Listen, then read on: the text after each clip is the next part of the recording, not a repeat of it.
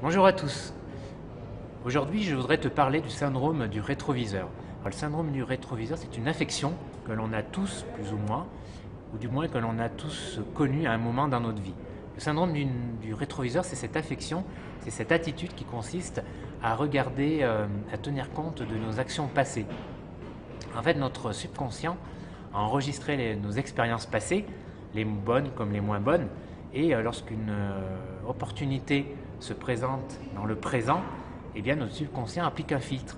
Et tes choix, le présent en fait, va être influencé par ce passé. On regarde à l'arrière, on regarde dans notre passé, c'est le syndrome du rétroviseur. Et tu imagines bien comme c'est handicapant dans le présent puisque ça influe sur nos prises de décision et sur nos prises de risques. Lorsqu'une opportunité va se présenter à toi, eh bien, il y a notre subconscient, ton subconscient qui va appliquer ce filtre par rapport au passé, à tes expériences passées.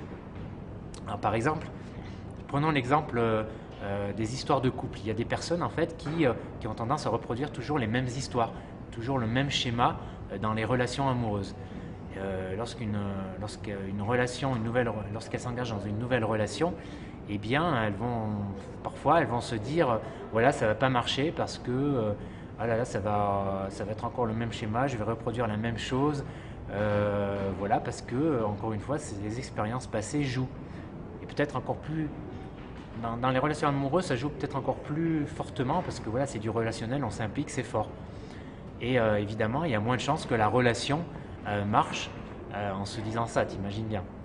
Et voilà, c'est dommage parce que la personne qui entame cette relation-là, c'est une personne qui est différente, c'est pas la même personne qu'il y a 10 ans.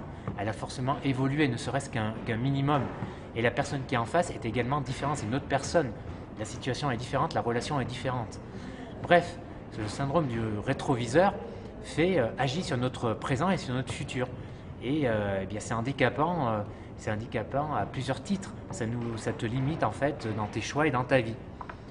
Et chaque action, expérience, voilà, va être filtrée encore une fois par rapport à ses expériences passées.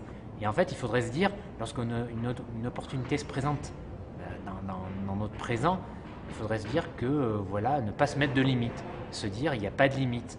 Et, voilà, je ne tiens pas compte de mon passé, je suis différent, la situation est différente et je vais agir d'une façon différente.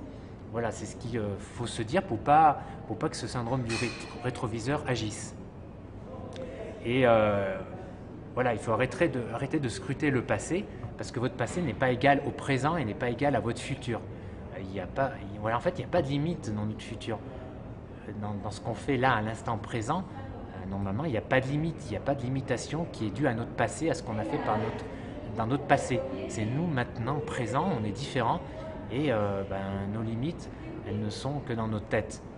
Donc voilà le petit message que je voulais faire passer sur ce syndrome du rétroviseur qui est, encore une fois, qui est présent souvent d'une façon plus ou moins différente selon les personnes, selon les moments.